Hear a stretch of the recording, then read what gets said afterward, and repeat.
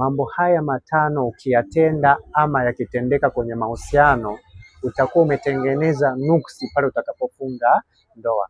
Ni vizuri zaidi kuweza kujua kwamba kuna mambo matano ambayo kama utayatenda ama kama yatatendeka kwenye mahusiano yako, unakuwa umefungua mlango wa nuksi pale utakapofunga ndoa. Na wote ambao waliyafanya au yalitendeka kwenye mahusiano, wote waliofunga ndoa zao huwa hazina amani, kwa sababu ni mambo ambayo yanatengeneza nuksi ndani ya ndoa. Jambo la kwanza ni mwanamke kujiua mkiwa kwenye mahusiano. Kama utakuwa kwenye mahusiano na mwanamke akajiua, fahamu ni mojawapo ya jambo ambalo linatengeneza nuksi pale utakapofunga ndoa. Na pia jambo la pili ni mwanaume kujiua mkiwa kwenye mahusiano. Kama mwanaume atajiua mkiwa kwenye mahusiano, endapo kama utaingia kwenye ndoa, utakuwa umetengenezewa nuksi ndani ya hiyo ndoa. Kwa hiyo ni mojawapo ya jambo ambalo ni nuksi sana.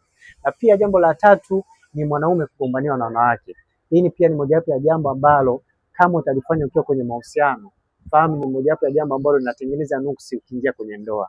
Na pia jambo la nne ni mwanaume kuchiti, yani mwanaume kutembea na mpenzi wa rafiki yake. Hii pia ni mojawapo ya jambo ambalo ukilifanya kwenye mahusiano, fahamu kabisa kwamba utakuwa umetengeneza nuksi pale utakapoingia kwenye ndoa. Na pia jambo lingine ni mwanamke kutembea na rafiki wa mpenzi wake.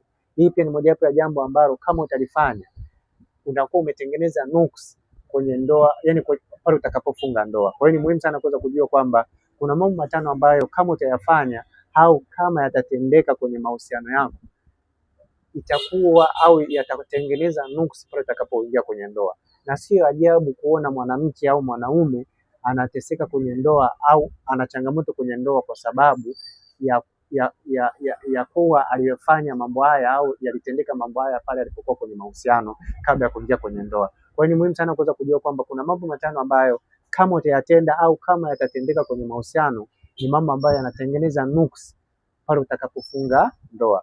Na pia nikukumbushe kwamba hakikisha unapata kitabu. Kitabu hiki kinauzwa shilingi 15,000, lakini kwa soft copy utapata kwa shilingi 10,000. Nicheki WhatsApp kwa namba 0713 728736. Naitwa Isaac Kanyankole. Asante na karibu.